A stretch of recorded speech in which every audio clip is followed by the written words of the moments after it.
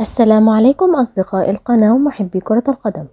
أقدم لكم في هذا المقطع موعد مباراة الزمالك والاتحاد السكندري، وذلك في إطار مباريات الدوري المصري الممتاز ضمن منافسات الجولة السابعة. بداية نصلي على سيدنا محمد عليه أفضل الصلاة والسلام، وما تنسوش الاشتراك في القناة وتفعيل زر الجرس ليصلكم كل جديد من مواعيد المباريات العربية والعالمية. فلنبدأ.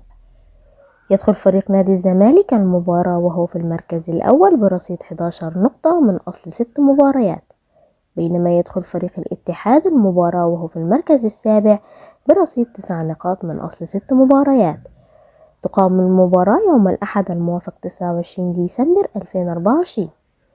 تبدأ المباراة الساعة 8 مساء بتوقيت مصر والسودان وليبيا، وفي تمام الساعة 9 مساء بتوقيت السعودية وفلسطين، وفي تمام الساعة 10 مساء بتوقيت الإمارات وعمان، وفي تمام الساعة 7 مساء بتوقيت تونس والجزائر والمغرب.